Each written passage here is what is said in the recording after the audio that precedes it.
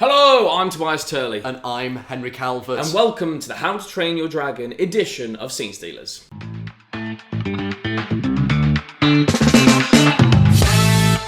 That's right, it's How to Train Your Dragon episode. Yes, sir. I'm very excited for this one. Me too. Well, we teased it at the the end of last week's episode, that we might have some special guests. And oh boy, have we pulled through. We've got Stoic. We've got Stoic, we've got Leonidas from 300 on this week's episode. Yeah, baby. We've got the star of the Cornetto trilogy in this episode. No, not Sean Pegg. Nick Frost.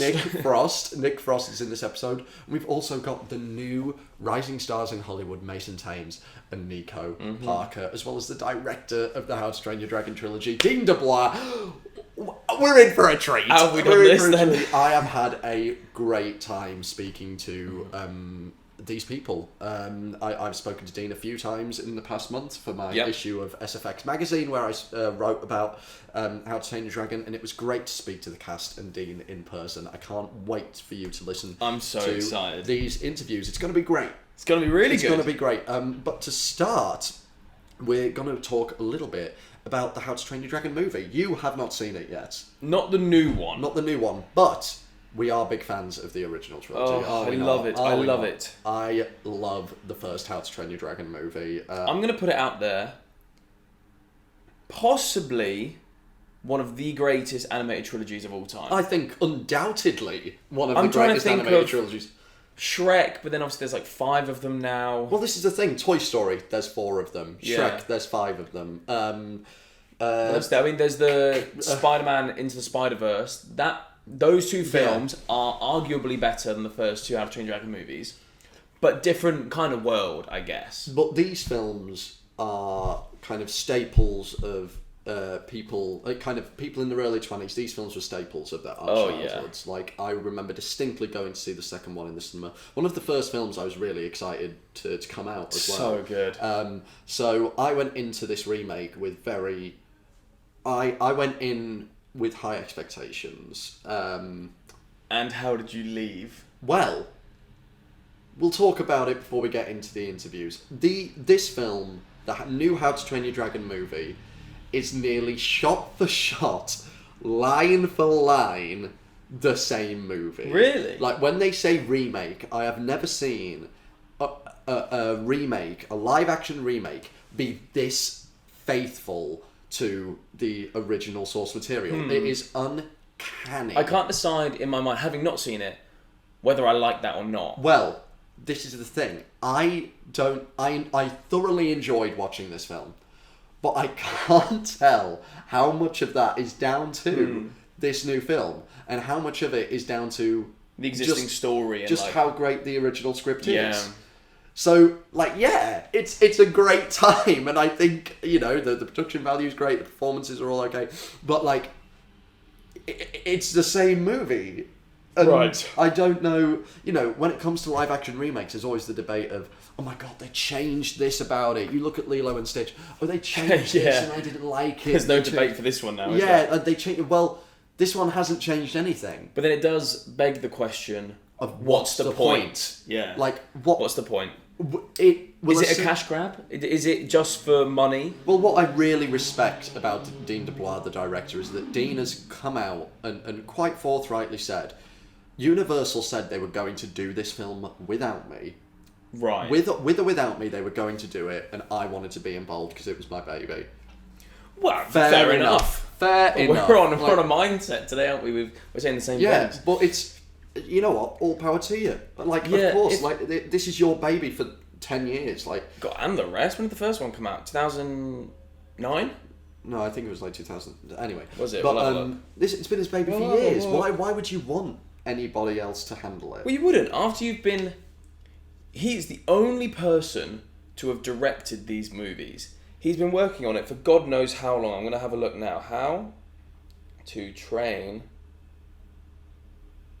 Not Thor Ragnarok. Obviously not that. He's been the only person working on this since 2010. Yeah. Right? He's been the only director, and Chris Sanders. Yeah. Those two are the only people who have had control of this, and they did so well with that trilogy. there must be such an emotional connection to it. You wouldn't want to, especially when a studio says to you, "We're going to make this without you," if you say no. Yeah. That kind of gives him no choice. That's kind of like a closed question. It's like, well, yeah, obviously I have to do it then. Well, we'll see in my discussion with Dean DeBlois. I asked him about the upcoming sequel to this live-action remake. They've announced that they're doing another one. And his response I found really interesting. You know, he says, before we approach that, we are waiting for response on the faithfulness of this remake. You know, have people resonated with it? If they have resonated with the faithfulness, then they'll probably lean into that again with the second. Yeah. But I will say that the second How to Train Your Dragon film does leave space for expansion. Unlike the first film, which is a masterpiece in pacing. It is masterfully paced. It's 90 minutes and it's just jam-packed and it goes by brilliantly. Yeah. The second film does leave a bit more space to breathe, and I can see them adding some backstory stuff with the baddie, with Drago. Because Drago's a very two-dimensional character.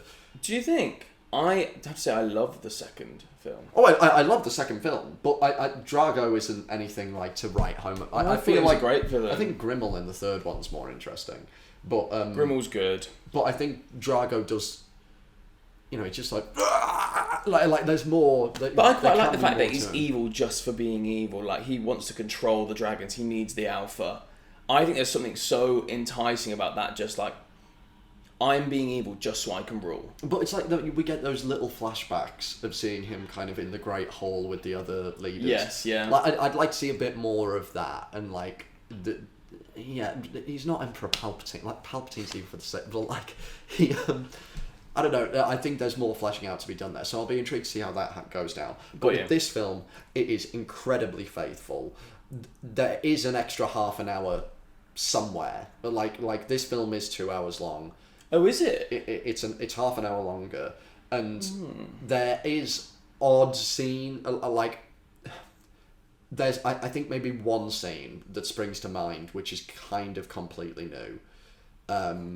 And it just does a little bit of world building, like a tiny little bit. Does it feel 2 hours, or is the pacing still good? It personally, it feels 2 hours. You can feel the length, and that I think that genuinely stems from the first one being so perfectly paced. Yeah. And because I know that film so well, I can.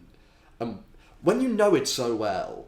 And then you go in, and the first 15 minutes is like word for word, shot for shot, like the exact same thing.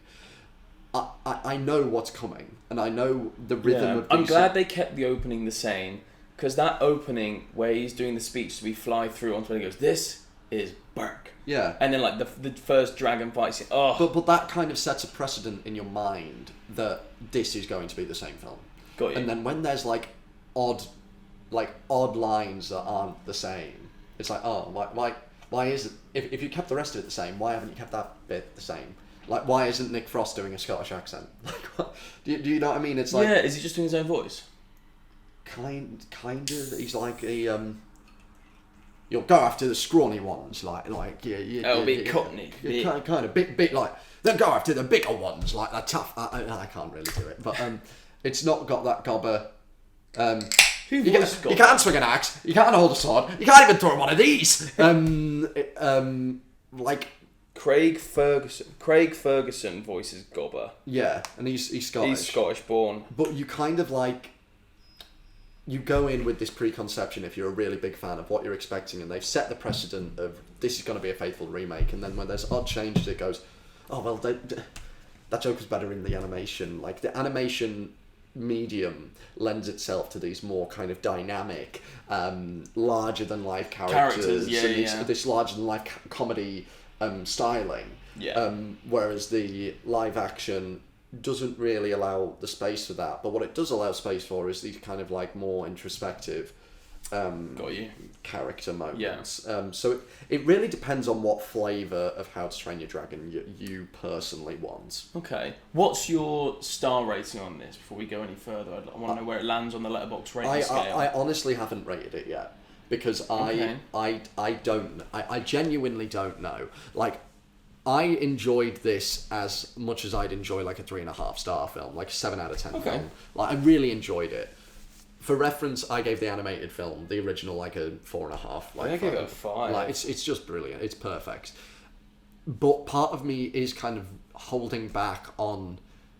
You gave it 4.5, I gave it 4. Because I'm kind of like holding back on giving it too much credit, because it is the same.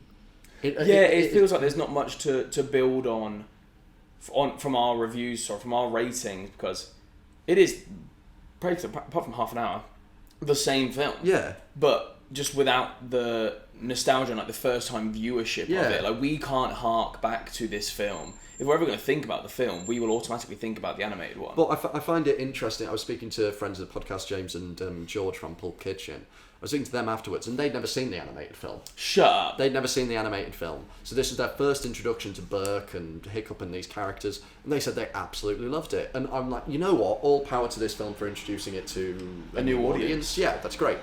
But I would love to have seen them now go back to the animation and see what they say. Yeah. And which they prefer, having had this as their first interaction with the universe. Yeah. How does the... Because I was in the gym yesterday and I was going to re-watch the originals, but they're actually not on anything to watch at the moment. I'm like, no Netflix or anything. So I was in the gym listening to the score. And John Powell. Genuinely,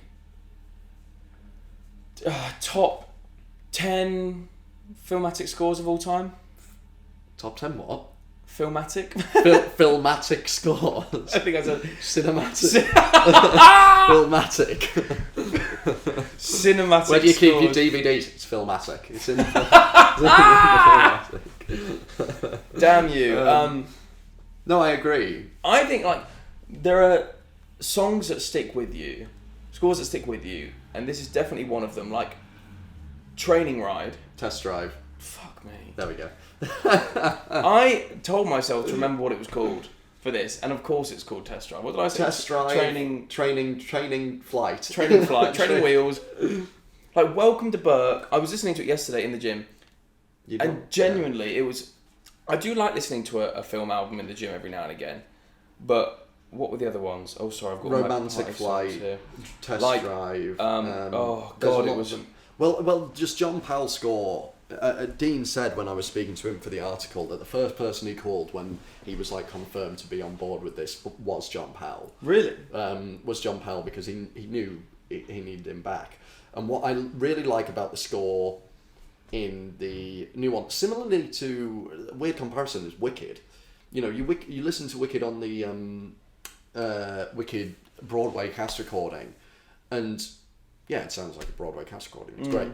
You listen to the film score, and everything's kind of like, whether you prefer it or not, everything's times 10. It's a bigger orchestra. Yeah. One short day is like massive. Yeah, I think with these ones as well, like there are certain instruments for films like this that just instantly put you in that setting. Like, I wouldn't be able to name you what the instruments are, but there's some in this where, like, the when it like swells up to like flutes, this is, but like the flutes and like the wind section. Is it you know what I mean? When they're doing that, this is Burke. It's like there's like the Viking drums and the flutes and it's just so panpipe. Panpipe, that's a good one. Yeah, it's just so loud and immersive, and like Test Drive is probably the highlight of this album because, like, just when that motif hits in this middle section where he starts flying, like the bum bum bum bum bum, you're like, oh my god, bum bum bum, oh my goodness, and like, even when he falls off. Well, that's the thing. Like, when I was only listening to it, and I could see the scene, like the scene where he falls and Toothless is like, because obviously he's got the broken wing and he's trying to like come towards him to catch him. The music goes like, doo doo doo doo doo as he's falling. And I'm like, oh my god, I know exactly what's happening. And then it swells up and it goes bum bum it's bum bum bum. Dun, dun, dun. It's great. It is really good, and the music is just as good. The performances, 2 words. Gerard Butler is brilliant as Stoic. Really, really good as Stoic. I'm glad he's got another good film under his belt because his last few releases have not been good. Yeah, but he was great. I think Mason Thames, if I'm going to be really, really picky here, Mason Thames is too good looking to be Hiccup. I like you, Mason. I like you a lot. But you're too good looking, my friend. Hiccup, for us, like, scrawny, pasty, pale white boys, like, the Hiccup was our poster child because he was like kind of ugly. He was like couldn't really do anything. Maybe he'd suit him in like the second and third. Where Where Hiccup like grows up into a good-looking lad. Yeah. That's why I liked Hiccup, because I was like, you were a scrawny kind of ugly child. Does he have the nerdy Bieber flick like the? Yeah. He just looked like Justin Bieber, and everybody loved Justin Bieber. So I don't know, Mason Thames, great performance, but you're too pretty to be Hiccup. I think he'll take that. Yeah. I don't think you'll mind that. It's not that much of an insult. But yeah, without further ado, like we mentioned, we do have them on as guests this week, which is very, very exciting. Yeah, baby. I had a wonderful time chatting away to them. So we'll get into the interviews now. I think we'll just run them all back to back. Yes. So this is Gerard Butler, who plays Stoic the Vast, Nick Frost, who plays Gobber the Belch, Dean Dubois, the director of this How to Train Your Dragon film and all the other How to Train Your Dragon films, Mason Thames and Nico Parker, who play Hiccup and Astrid. Hope you enjoy. As a child, I was frail, pale, and gaunt. Not much has changed. Seeing this man in 300 made me realise I would never reach the peak male form, but then seeing his kids' animated movie made me realise that it didn't matter, because even skinny boys can ride dragons and win the approval of their father. So without further ado, my guest, this is Gerard Butler. Pleasure to see you, sir. Well, that was an intro and a half. Oh, thank you. We try. That must follow you everywhere you go. This is, it just must follow you everywhere. It does. But you're the first today, so congratulations on that. I'll take that. But we're not here for that. We're here for How to Train Your Dragon. Of course, you've come over from animation. You're the only crossover, Dean as well, of course. Yeah. What's it like bringing Stoic to life in live action compared to animation? It was, well, I always enjoyed doing the voice, but when I'm doing the voice, it was a couple hours here, 4 hours there, a couple of months later. Here I was completely transformed. I had this incredible costume, stepped onto these sets, and I was on there 12 hours a day for months. So you start thinking, feeling, I started waking up feeling like Stoic. Like, oh God, here I go. And it just helped give, I think, a more well-rounded performance. I could bring all that energy that I had, that you can only give so much to the voice, but I felt like I could bring all that, but then more than anything, go into the quieter, kind of more emotional, like those fathers or aspects of fatherhood, dealing with this boy and all those struggles. All of this. You just gestured at all of me. Dad, come on, Dad. Oh, God, Dad. It is kind of a stoic going on here, isn't it? Yeah. I'll take that. But of course, you've been directed by Dean in both of these films, and this is Dean's kind of live action. 4 of these films. 4 of these films, yeah. But this is Dean's live action debut. How has his direction kind of shifted with this character? His direction with me? Yeah, with you. I think it's some of what I just touched on. I mean, I think Dean, firstly, he took like a duck to water. I mean, he was phenomenal, and his intelligence, his understanding, the way he would talk about the character, but then let you do your thing. And I think a lot of it was, working these scenes, but being able to go into the nuances of those characters. Like I say, you can have all of this, the movie looks incredible, it's a visual spectacle, and it's amazing. But what's really going to touch you are this quieter, the moments that are really emotional. And I felt like that's where he was inspired, and that's where he inspired us to get those scenes right, to rip your heart out, and then put it back in again and send you off flying. Yeah, I mean, speaking of ripping hearts out, the second one's been announced. You're going to have to do Stoic and Valka's song in person, which is going to break countless hearts. How are you feeling for the second one? Is there a scene you're most excited to tackle? It would be that one. Oh, yeah. I love that. I mean, I love that song.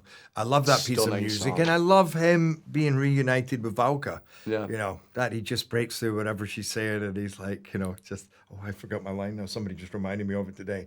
But him just mesmerized by her. He just, like, there's no time to be angry. As the day I left you, you left me or something. Hell? I hate it when people know. This is what fans do. This is it. Yeah. This is what old men do.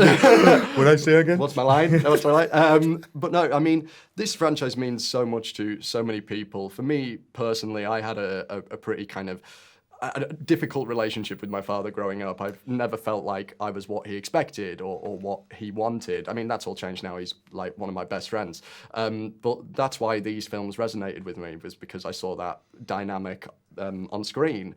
I wondered what your relationship is with this series. What does this series represent to you and this journey that you've been on with it? I mean, sometimes I feel like I'm coming from the opposite. I'm not a father, but having been a child, I had a very close relationship with my mom, but my father wasn't around. So everything that Hiccup puts into Stoic, being Stoic is his mom and his dad, especially in the first movie, that was like me and my mom. My mom was everything. So I need to please my mom and feel that pressure, whether it was there or not. And I went in my career in the totally wrong direction, and there was always a part of me kind of like, yeah, this is what I'm supposed to be doing. It really wasn't. Everybody around me knew that, but I did feel a certain amount of pressure to perform. It was a lawyer. I was going to be a lawyer. Everybody was going to be happy. And then it was like, by the way, that's not happening. I'm going to be an actor. So weirdly, sometimes you can understand a lot about a character. By the character that he's up against, you feel more in touch sometimes with that character. But it gives you a deeper understanding of the character that you're playing. So, but I feel like people are identifying with this from all aspects, whether you're a parent or a son or a sibling or a peer, or a colleague. A teacher. Yeah, or from all, and not just with Stoic and Hiccup, but from all these characters and all the recruits. You watch all of them like developing and kind of getting over their fears and being inspired and learning what they can bring to the world. That's what I love about this movie. There's not a loose moment. There's always something happening with one of the characters. It's either hilarious or moving or inspiring. That's amazing. That's great. Well, thank you so much. I think that's all we got time for, but great to meet Cheers, you. you Thank too. you so much. You too. What a great intro. Thank you. Hey. How are you doing, sir? Very well. How are you? Yeah, not bad. Great to see you. It's great to see you too. I was hoping I was going to get you when the junket came through. Have another chat. Right, Dean, we've of course spoken before for SFX magazine, and the magazine is now available. Check it out on shelves to see my full discussions with Mr. Dean Dubois. And I was debating whether or not what we should talk about, and one thing that we haven't had a chance to speak about yet was, of course, Epic Universe. Oh, and yes, you okay. have now been. I have now been. You brought How to Train Your Dragon from page to animation, from animation to live action. This place now exists. Berk is now kind of real. What's it like seeing your work come alive in such a unique way? It is a head trip. It's very surreal. Walking through that gate, and it's so much bigger than you think it is. Even I'd seen so many videos online and Instagram and whatnot, but when you're there and you're just fully immersed in it, you don't even see the other worlds. And it's done so faithfully to the design of the animated films, in particular the second film. That I was marveling. I mean, even the manhole covers and like the placards on the bathrooms, like everything's themed. And they spared no expense, and they overlooked not a single detail. Yeah. So it's really amazing. I bet. You got to meet Hiccup and Astrid, I imagine. Yeah. Like, that's wild. Were there any surprises that you weren't expecting to see there? Every corner, and I was amazed that they managed to design it in such a way that as you walk around, the silhouettes and like sort of the sky city line of the whole of Berk just looks incredible. Like, it's so well designed. I'm still getting over it because back when we worked on Mulan, I remember joking with Chris Sanders that if you're a real success, then at the end of the movie, you get a Disney on Ice show. Oh, yeah. And Mulan was getting one, and we thought, like, woohoo, we made it, But now it's a theme park. It's wild. It's wild. That's a whole new thing. Yeah. I mean, people get to go to Berg. Yeah. I mean, it's just, I'm going to spend a fortune going there, no doubt. Also, before we wrote the article, we hadn't seen the whole film. Now, I have seen the film. I've got 2 words, and that is Gerard Butler. I mean, that man just is Stoic the Vast. It was just wild. When it came to that character, Gerard obviously played him in the animated films. When it came to kind of directing him, what was that process like? Did he just fall straight back into it, or did you have to find some new nuances in the character maybe, or anything like that? Yeah, my worry in the beginning, I can confess this now, is that we would dress up Gerard in a fake beard and all that costuming, and he would look like Gerard Butler at a Renaissance fair. I was worried that it was going to look. By it all, yeah. I was worried it was going to look fake. But the moment that he donned the costume, and he was just standing there in character and weighed down with this 100-pound costume, and you could feel the burden on him as a character as well. It had such confidence. And the thing about Jerry is he's a rare actor in that he comes in as a force of nature. He makes other people give him what he needs. He will shout. He will shout at the crew. He'll shout at the other actors like, "Give me more! Give me something!" Well, don't say that. I'm about to go interview him. I'm like cracking my pants now. It's fantastic because it's like it energizes. It could be a long day of shooting. People are standing around while everything's being adjusted. Yeah. By the time we roll cameras, he could be surrounded by 300 background artists that are all dressed up as Vikings, and they're giving the bare minimum until he says, "Give me more!" He's shouting at people, and all of a sudden the scene comes to life, and it's energized. And he did so with Mason as well, because I think Mason was a bit starstruck and a bit intimidated to do scenes with him, but he kept saying, "Push back, give me some more." And I loved that. And it comes across on screen as well. You can see it. You can see it. Finally, we do have a second one on the way, confirmed. What are you most excited to tackle in that film?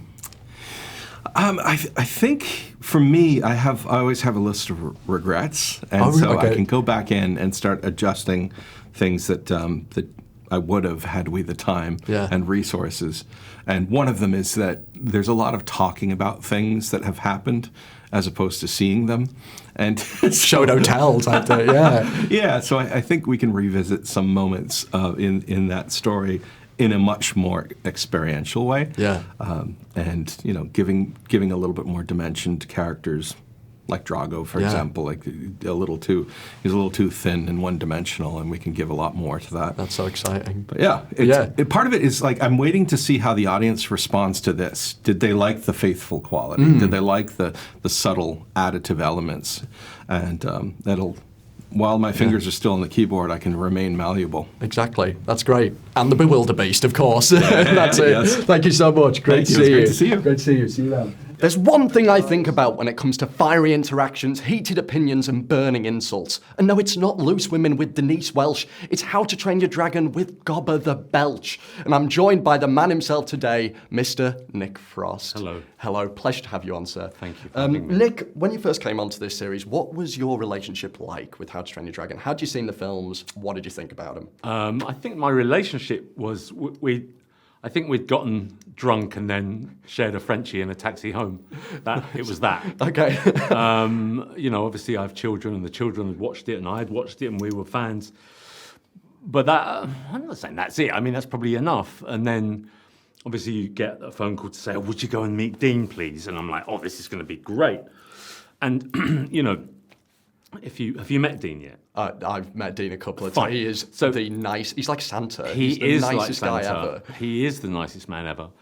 And he loves How to Train Your Dragon. And I think once you meet him and see just how much he loves it, it kind of allays any fears that you might have in terms of retroactively effing up the animated series, because he just loves it. And you think, well, he's not going to do anything but nurture that and take what he made on the animated 3 and just add to it. You know? I mean, you're of course Gobber in this. You're being Hagrid in Harry Potter. How to Train Your Wizards. How to Train Your Wizards, exactly. When you approach these kind of existing series, how do you balance as a performer, kind of paying homage to the original and the one that everybody's familiar with, but also kind of making it your own?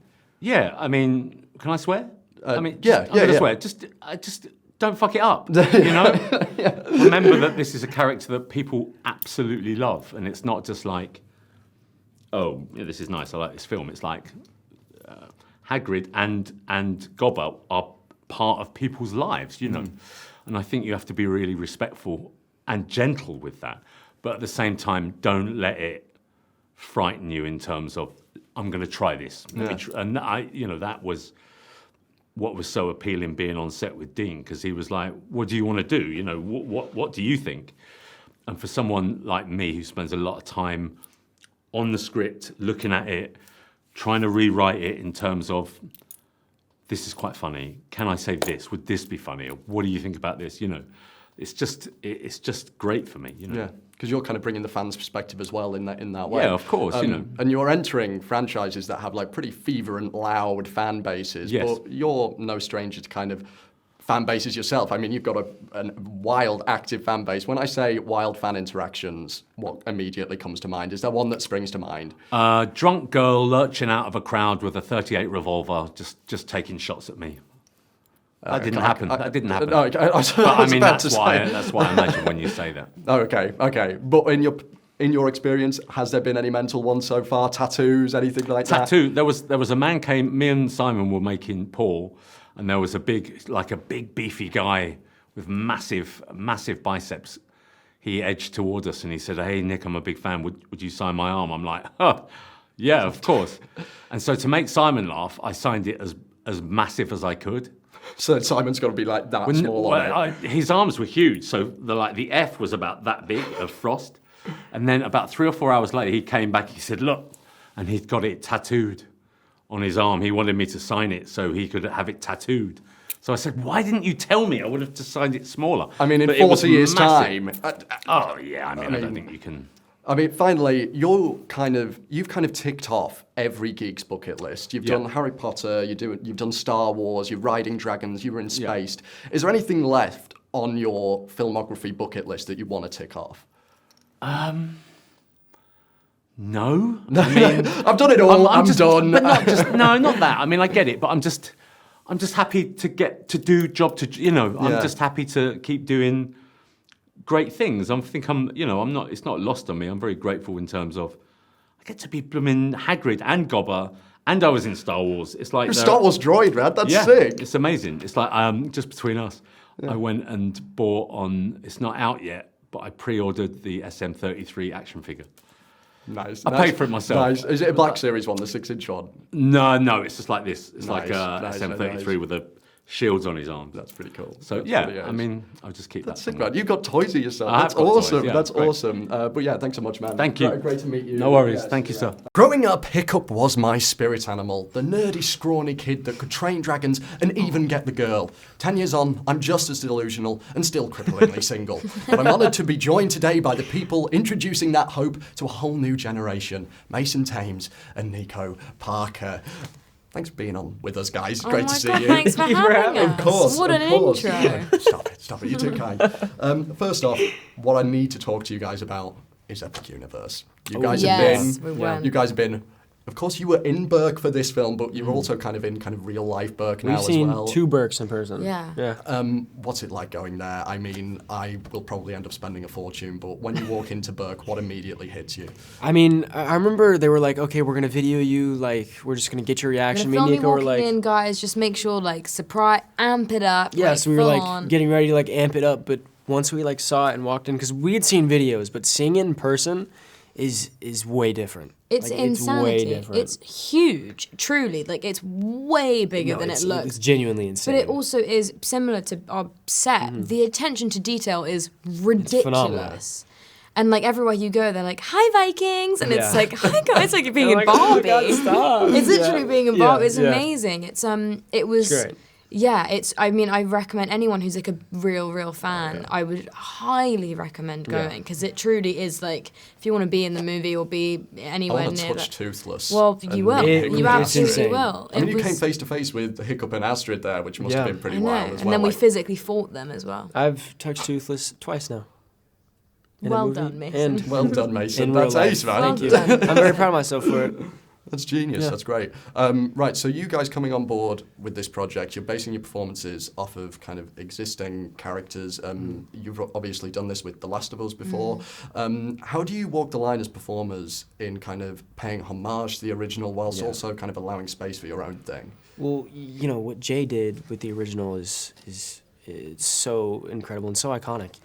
And I feel like I wanted to bring everything, all the characteristics everybody loved about Hiccup, his sarcasm, his wittiness, his, all the goofiness about him. Exactly. The shoulders. And those were all elements that, I wanted to keep the same. And of course, I wanted to, since, bringing this live action, we got the chance to, add a few more colors, to Hiccup. And we had a lot of time to talk to Dean about, what we wanted to keep the same, what we wanted to do differently. And I feel like a side that we haven't seen too much of Hiccup is, which I'm happy I got to explore, was, a sadder, lonelier side of Hiccup. Yeah. What it would do to a kid, his whole village, casts him out.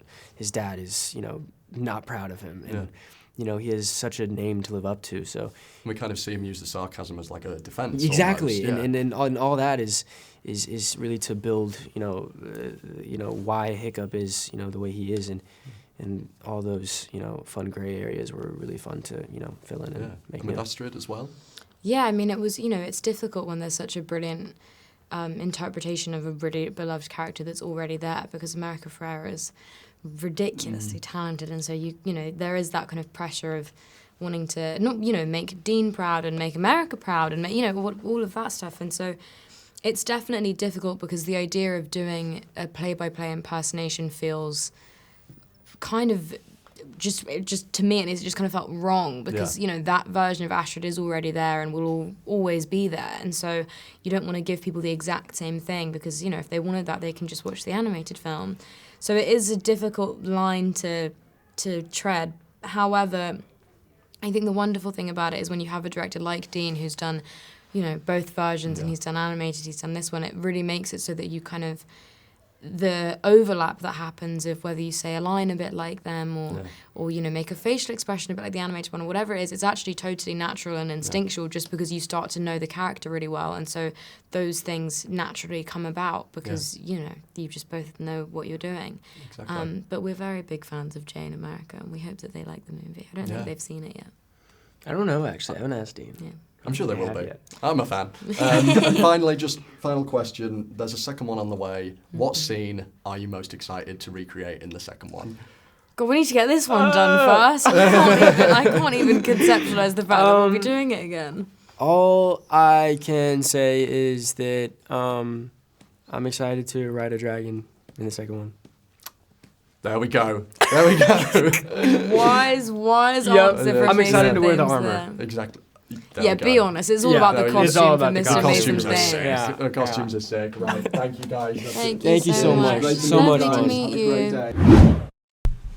And that was my conversation with all of the How to Train Your Dragon people. Interesting. I'm so happy I got to do that. Gerard Butler did this thing at me. Oh, yeah, It was yeah. Very, very cool. I think this might be the one I'm most jealous about. Gerard Butler. Well, just the movie itself. Oh, really? Yeah, I like Gerard Butler, but like I said, I come and I go with movies with him in, because he does stuff like 300, great, Law-Abiding Citizen, phenomenal, Plane, ooh, Yeah. ooh. Or stuff like Last Man Standing, Last Man Alive? Did he do like Olympus Has Fallen or something as well? Oh yeah, he's done those. They're not great. Yeah. What's it? The But it's just Gerard like Butler, big, Last Man. angry action man, but who actually has quite a lot of heart, which was quite nice. I'm so curious to find out what this one is called. I watched an Apple TV original. What was it called? Yeah, Plane. Ugh. Not very good at all. Oh, Kandahar, an Amazon Prime original. Awful. Okay. Last Seen Alive. I give it Sounds 3.5 terrible. stars. It's got a letterbox average of 2.3. Alright movie. He's not very good in it. Oh. Well, that was a lot of fun. I had a great time with him. I can't believe I nearly quoted 300 with him. I thought that was sick. So, yeah, quite pleased with those interviews. Yeah, Are you so excited to watch How to Train Your Dragon now? I'm really excited. I'm definitely going to go see it in the cinemas. It deserves that experience, I think. The sound... it's shot for IMAX as well. Oh, great. So... And what was the CGI like? The CGI is... the dragons do look great. The dragons look great, but the live action medium, as we kind of say, doesn't allow for the exaggerated characterization that they have in the animation. Right. So you look at like Barf and Belch and Hook Fang and Stormfly and Meatlug, all of these like secondary dragons still all have distinct characters in the animation. Yeah. They still the scene where Hiccup's trying to touch Hook Fang. Yeah. And like, I'm not one of them. You kind of see Hook Fang, like you see that character. In this one, it's less so. Everything's kind of less so. Toothless is less animated because, of course, he is, because it's live action. Yeah. And again, you will catch yourself always comparing. If you haven't seen the original How to Train Your Dragon, I think you'll thoroughly enjoy this film. If you have seen the original How to Train Your Dragon, I also think you will enjoy this film because it is the same film. Great. But you will have to try and get into the mindset of not constantly comparing. Would you recommend still watching the original first? I feel like having not seen it, I would probably recommend watching the original first. Yeah, I think that is the quintessential way to consume this story. Yeah. That there is a reason why Dean did this in animation first. Yeah. If this was a story that was made for live action, they would have done that back in 2010. Oh, yeah, true. If you get what I mean, like Yeah. they would have done this. They would have done it that way round. But so that's my opinions on it. I think it's really good, but I think that's mainly down to a really good script and a great story. I also had I didn't mention this. I went to a screening meet and greet thing after the junket, and I stood there waiting to do like a photo with Nico and Mason, Nick and Gerard, and there's this woman stood next to me. I'm like, oh my god, it's Cressida Cowell, the woman who wrote all of the books. Oh. Like she is the creator of this universe. That's very cool. And no one had a clue who she was. No one had a clue who she was. She wasn't a part of the meet and greet. And I turned to her and I just went, sorry, I've just got to say, I know this is a meet and greet with them, but thank you so much for your work. I remember my dad reading me those books as a kid. It was you and Michael Morpurgo, and she was so sweet. She was honestly, she was like, thank you so much. I really hope you enjoyed. Thank you so much. Oh. Would you like a photo? It's okay if you'd like. I was like, I would absolutely love that, man. Like, let's do one. No. Why the bloody hell would I want one with you? No. Stick to your writing. She was lovely. So very, very lucky to have met her as well. That's really cool. But yeah, without further ado, we're going to dive into a fun little Are we doing the fun little segment? Pause. Can you plug in my laptop, please? It's on the battery. What's the fun little segment? Do you want to save the theatre game for the... Oh yeah, I'll just get Keelan or Ivan to do it this week. Or do you want to do it the week after so that it's in with the theatre industry talk? We can do both. I'll get two. Okay. I'll get one with Ivan outside Theatre Royal Drury Lane tomorrow. Yeah, that's good. Yeah? Yeah. I'll get one with Ivan outside Drury Lane tomorrow. Cool. I can even maybe get... I know someone in it. In Hercules, maybe try and get them as well. Yeah. Yeah, we're fine. Okay. Anyway, we now have a fun little segment that we are calling... We don't really know what we're calling it yet, so maybe actually you could help us. You could help us out. We are starting a new segment. We are, after all, a stage and screen podcast. But we feel like we've neglected the stage side of things of life. Just a little bit. We've been film heavy. That's okay. That's okay. But with our new structure, what we are trying to do, of course, dependent on whether or not we get interviews through for big releases, we don't get one every single week. We want to try and have film interview for you every week, but we also want to include a stage style interview as well. So, if you guys are familiar with kind of Top Jaw or our friends at Pulp Kitchen, they do quickfire theatre interviews, quickfire food or film interviews with people from that industry. We are bringing you the same, but for theatre. But for theatre. Yes! Yeah. So quickfire theatre interviews, and we would love your help knowing what to name this segment. So each week I'll be speaking to different members of the theatre community, actors, directors, whoever I can get my mitts on, and asking them a load of questions just to give you guys a little deep dive into them as a people. We'll be very quick, very snappy, and I'm very excited about it. But yeah, so let us know what we should call this segment, and two, who you want to see in this segment. But first of all, we've got a lovely guest. So without any further ado, let's just get straight on in to whatever this segment's called.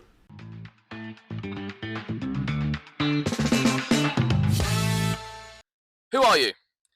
My name is Ivan Fernandez Gonzalez, otherwise known as Ivan Fergon.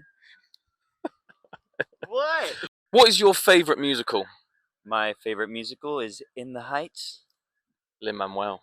Yes, I love that it has like hip hop and R&B and Latin music, but also the Spanish language and just I don't know. It's a classic. Yeah, it's a modern classic. What is your first theatre memory? One of my first theater memories is going to see Billy Elliot here in the West End before it closed, and yeah, as a young kid that likes to dance and do musical theater, I very much connected with that. That was one of mine as well, weirdly. And I actually have an electricity tattoo to commemorate that. Sneak peek. What is your go-to audition song? I don't know if I can say. It's gatekeeping. No, my go-to is Larger Than Life from My Favorite Year. Good song. What is a show that needs a revival? In the Heights, preferably at Regent's Park. That would be really good. That'd be so good. Great combination. What's your favourite theatre? It's got to be the Royal Haymarket. I don't actually have an extreme preference, but that's where I did my first show. So Nostalgic. Yes, it's nostalgic, and it felt OG. I don't know. It had like an OG, OG in 2021? Yeah, I don't know. It had like 1,000+ horror or something like that. What is an overrated musical? Overrated musical. I'd say Phantom. Damn. I don't know, man. Like, yeah. It's not for Agreed. Me. It's not for me. It's not for me. Okay, and what is an underrated musical? It's gotta be Beau is Afraid. How dare you? How dare you? Is there a musical number in Beau is Afraid? I don't know. The whole thing's a sham. The whole thing's a sham. No, but hurry up, it's beginning to rain. Underrated musical. Kimberly Akimbo. Good shout. 2019 Tony winner? Maybe, around that time? Yeah. What is your dream show? Believe it or not, In the Heights. That's a triple, baby. That's number 3 right there. It's yeah, I don't know. I would love to be a part of that show. Would love to do a Lin-Manuel Miranda. Usnavi right here. Usnavi.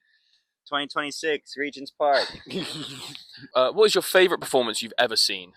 I would say the entire cast of Standing at the Sky's Edge when I saw it. I don't think I saw the original cast, but the people who were performing that night just blew me away. And I think it had to do, a lot with the piece itself. But yeah, it's just, the acting performances were just sublime. Great, thank you so much. Ivan Fergon.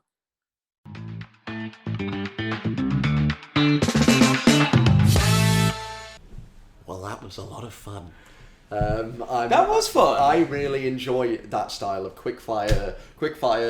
It just a lot of information very fast. Yeah. And in my film heart, it reminds me slightly of like the Letterboxd top 4 or last 4 watched, and the film bites with the Pulp Kitchen boys, like we said. Well, this is the thing. You are, after all, the film fan with a passion for theatre, and I'm the theatre fan with a. Wait, what? No. You are the man in the theatre with a passion for film, and I am the man in the film with a passion I'm the for theatre man with the film passion. I'm the theatre man and a film fan, and you're a film man with a theatre fan. That's the one. That's a mouthful, isn't it? But yeah, no, I mean, hopefully we'll be able to get to the point where both me and Toby can conduct both style of interviews at some yes. point. That would be don't come near my theatre interviews, all right? Yeah, until I can give you a film interview. Yes, right? yes. Yeah. But no, so that's a new segment. Hope you guys enjoyed that. Yes. And as in Scene Stealers fashion, we are going to be ending things off with a little bit of a game. So we are going to be doing, we say game, we are going to be giving you our top 3 DreamWorks movies. Now, for those of you who don't know, DreamWorks is the animation studio that's owned by Universal, which produce such films as the Shrek films, How to Train Your Dragon films, and of course the Madagascar movies. So, without further ado, you went first last time. I'm going to go first this time. Yes. So this is This is our top 3 DreamWorks movies. I'm going to go first, and my number 3 is Kung Fu Panda 1. Damn. Easy pick. Lock it in. There's a really good options in this. I know there is. There's really good options in this. Are we saying we're not allowed to take each other's as well? Yeah. Oh, so we're not allowed to take each other's? Yeah, it'd be like a draft ranking. Okay, go on, you'll go. So I'm gonna go with... Oh God! I don't know! None of those. Boss Baby. No, I'm joking. I'm gonna go with Shrek 2. Okay. Maybe it should be higher. No, that's fine. You just want to lock it in now. Yeah. For my number 2, I'm gonna take it because this is the best DreamWorks movie, and arguably one of the best animated films of all time, and that's The Prince of Egypt. Oh, you know what? I'm happy you've Prince taken of that. Egypt is utterly brilliant, and I really don't understand why DreamWorks went away from that 2D style. There will be miracles. I'm more of a fan of I will never let your people go. Thus saith the Lord. Okay, I'm gonna go with How to Train Your Dragon. 1. The original. It's not ideal. It's not ideal. Okay, I've got Kung Fu Panda 1, Prince of Egypt. I could easily win here. If I pick well here, I could win. Give me that list. Do you want Rise of the Guardians? You know what? No, I know exactly what I'm going for. For my final spot, securing me the win, I'm going to go with Puss in Boots: The Last Wish. The Last Wish. Damn it. I think I've done well there. One of the greatest animated villains. Yeah. I'd give them their due. Credit where it's due. DreamWorks are really good with villains. Yeah, no, they are. Really good with villains. Tai Lung. That guy. The villain of my top movie, number 1, Kung Fu Panda 2. Shen. You put Shen above Tai Lung? No, I put Kung Fu Panda 2 over Kung Fu Panda 1. Oh, really? But Tai Lung's better. Wow, okay. But Lord Shen is still great. So I've got Kung Fu Panda 1, Prince of Egypt, Puss in Boots: The Last Wish. I have Shrek 2, How to Train Your Dragon, Kung Fu Panda 2. Oh, it is actually quite that Shrek 2 pick is clutch. Let us know who won that. But it's really hard. I think DreamWorks are really underrated. When people think greatest animated films, they think of the Pixar, the Disney, which is obviously fair enough. They put in the work. But looking at this list here, the movies they have are amazing. Well, the franchises are quite good. Yeah, the honourable mentions, like The Bad Guys. Have you seen that? No. It's phenomenal. It's like a lot of the same animators from the Spider-Verse. Yeah. And there's a really great YouTuber, and I can't remember his name now, but he breaks down how it is animated on The Bad Guys. And it is so interesting. I messed up. Oh no. I actually don't know if I did. Did you want a The Wild Robot? The Wild Robot. Did I want a Madagascar? Oh As if... what are you talking about? Madagascar 1 and 2 are really good. Yeah, they're good, but it's not really the same kind of tier as your How to Train Your Dragon 1s and your Shrek 2s, is it? No. But Wild Robot is very... I actually don't know if I'd pick Puss in Boots or Wild Robot, to be honest. They're very close. I mean, as any studio, they have the stinkers. Orion in the Dark was a Netflix original last year. Home. That stunk. Home. Boss Teenage Baby. Kraken. The Croods is quite good. Penguins of Madagascar is hilarious. I forgot about that one. Such a child. I watched that recently. Excuse me. Daddy, I want to watch Trolls. How many Star Wars cards have you got? Enough. Is that Sinbad? Shark Tale. Oh my goodness. Sinbad, Legend of the Seven Seas was my film as a kid. Okay. Yeah, DreamWorks is pretty good. DreamWorks is like up there, and I think they've done a lot for themselves in the past few years. With their output to put them on the upper echelon with kind of whilst Disney has kind of come down a bit, Pixar, DreamWorks even has kind of raised to that level. I think since releasing, like, obviously Shrek was their first biggest franchise, but then since then coming out with the Kung Fu Pandas and the Madagascars and the How to Train Your Dragons, those are 4 massive franchises, and they're trying to branch out. Like the Croods was a good idea, didn't quite hit as well as those ones. The Boss Baby was another kind of cashy grab for the younger audience. But they're coming back now. Like Wild Robot was stepping in a really good direction. Phenomenal film. And I think if they keep going down this avenue of, right, we've got our big franchises, we know they're going to make money, but then when we're not doing that, we can kind of fund these kind of more heartfelt art-based projects. I think they're onto a winner. So do let us know what your favourite DreamWorks movies are, what your favourite franchises are within the DreamWorks catalogue. I'm a big Kung Fu Panda guy. I think Kung Fu Panda might be my Kung favourite. Fu Panda, How to Train Your 4 was Dragon. terrible, but 4 was those not two, good. Those two are probably my favourite franchises. And I can sum up why Kung Fu Panda 4 is so bad in one word. Awkwafina. Yeah. I hate her. Yeah. She's not ideal. But anyway, do let us know in the comments down below. And of course, what we should mention right away, is if you've stayed this long and you enjoy the Scene Stealers podcast, we have a very, very exciting announcement. Wait, no we don't. I think we should put this towards the start. Patreon. Yeah. We'll say it's coming. Yeah. Won't say it's ready for Monday. Yeah, no, okay. Yeah, because we need to get cards printed. Yeah.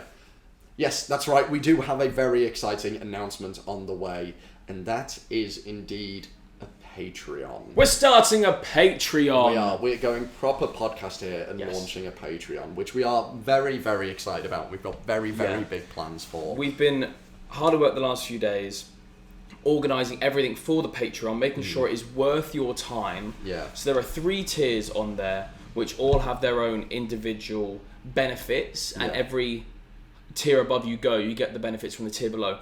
But this is genuinely just to, if you like the idea of helping us and the podcast to, first of all, continue, but to keep improving, this is going to help with that directly. Everything we want to do with the podcast, we will do, but we just need a bit of, I'm waffling, I'm going to cut that out.